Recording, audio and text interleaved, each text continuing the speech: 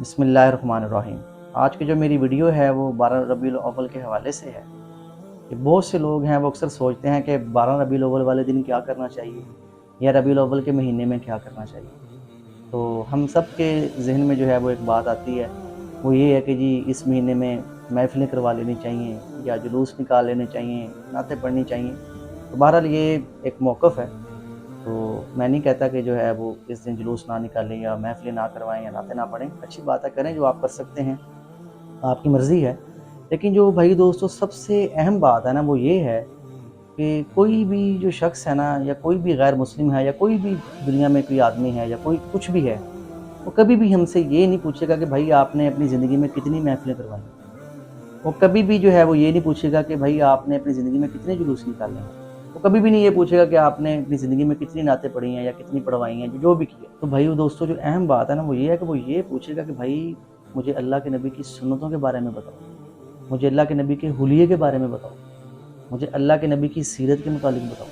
وہ یہ باتیں پوچھے گا، اس نے اس کے علاوہ اور کوئی بات نہیں پوچھنی۔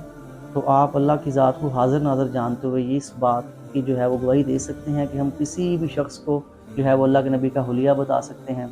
اللہ کے نبی کی سنتیں متعارف کروا سکتے ہیں، اللہ کے نبی کی زندگی متعارف کروا سکتے ہیں، اللہ کے نبی کے اخلاق بتا سکتے ہیں، اللہ کے نبی کی مکمل سیرت بتا سکتے ہیں۔ نہیں کر سکتے۔ ہم ہیں مسلمان لیکن ہم اللہ کے نبی کی زندگی کے بارے میں کسی کو کچھ بتا نہیں سکتے۔ تو بھائی دوستو جو مین بات ہے، جو اصل جو میری آج کی ویڈیو کا ٹاپک ہے نا وہ یہ ہے کہ کم از کم جب بھی ربیع الاول کا مہینہ آئے نا اس کے اندر جو ہے وہ اللہ کے نبی کی سیرت کو لازمی پڑھیں۔ کہ ایک مہینہ جو ہے وہ اپنی زندگی میں مختص کر لیں کہ بھائی میں نے ربیع الاول کے مہینے میں اللہ کے نبی کی سیرت کو ضرور پڑھنا ہے۔ تو وہ آپ کوئی بھی جو کتاب ہے وہ پڑھ سکتے ہیں جو اللہ کے نبی کی سیرت کے متعلق۔ اس مہینے میں اللہ کے نبی کی سیرت کے متعلق جو ہے ایک بک جو ہے وہ لازمی پڑھیں تاکہ آپ کو پتہ چل سکے کہ اللہ کے نبی کی زندگی کیسی تھی، اللہ کے نبی نے اپنی زندگی کو کیسے گزارا، تاکہ آپ کی زندگی بھی جو ہے وہ اللہ کی نبی کی زندگی کے تابع ہو سکے، اللہ کے نبی کی زندگی کے مطابق چل سکے۔ اور اس میں جو ہے نا ایک بات آپ ایڈ کر لیں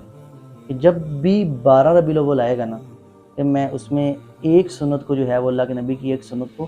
زندہ کروں گا، چاہے وہ کوئی بھی سنت ہے، آپ کسی بھی سنت کو جو ہے وہ زندہ کر سکتے ہیں۔ اب مثال کے طور پر اگر ہم دیکھیں کہ ہماری زندگی اگر 25 سال ہے یا 30 سال ہے یا 35 سال ہے، تو کبھی آپ نے سوچا کہ یار 35 سال گزر گئے ہیں اور اس میں 35 ربیع الاول گزرے ہیں، تو ہم نے کسی ایک ربیع الاول میں بھی اللہ کے نبی کی سنت کو جو ہے وہ پکڑا ہے، اللہ کے نبی کی سنت کو زندگی میں لے کے آئے ہیں؟ نہیں لے کے آئے۔ تو بھائی دوستو جب بھی ربیع الاول کا مہینہ آئے تو کم از کم 12 ربیع الاول والے دن جو ہے وہ اللہ کے نبی کی ایک سنت کو جو ہے وہ لازمی پکڑیں، اس کو اس طرح پکڑیں کہ وہ مرتے دم تک جو ہے وہ چھوٹے نہیں۔ تو ایسے اگر آپ کو اللہ تعالیٰ نے 50 سال کی زندگی دی ہے تو کم از کم آپ اللہ کے نبی کی 50 سنتوں کو تو زندہ کر سکتے ہیں۔